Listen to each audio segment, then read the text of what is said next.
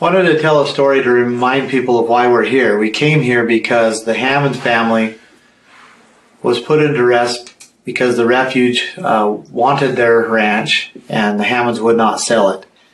They tried in many different ways to get it, and so their final effort was to prosecute the Hammonds. We have another rancher just a few miles from the refuge headquarters here that the refuge has been trying to purchase their ranch for a long time, and this rancher has refused.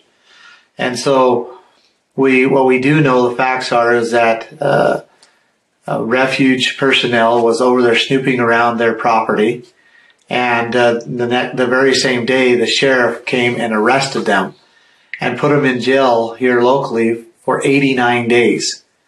During that 89 days, they were feeding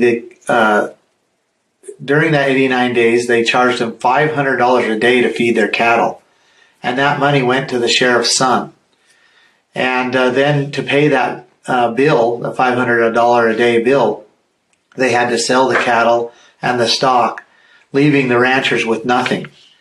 They finally got out of jail, and in order to stay afloat and pay their legal fees, they had to sell their equipment.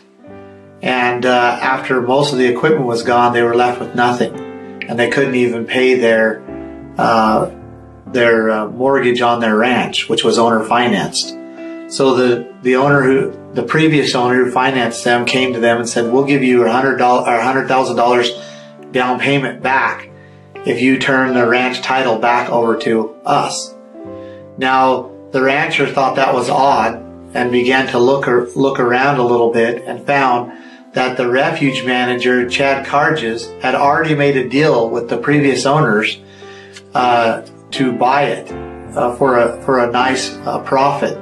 And so what had happened is the ranchers were put in duress here so that they would have to default on their loan so that the previous owner could take the title back of the ranch and then sell it to the refuge. And that was their method to get it back into the refuge's hands. And that's the kind of dirty stuff that's been going around all over. I heard of another rancher that many years ago, they just came in and condemned their ranch completely. And then the refuge ended up in their hands. The list goes on and on. They flooded people out and taken their ranch. They've just pushed them out. They've even burned their homes from time to time. It's been very, very egregious what is going on. And these are the reasons why government should not have the ability to acquire land without permission from the state legislatures and without using it for the proper purposes. Article 1, Section 8, Clause 17. Thank you.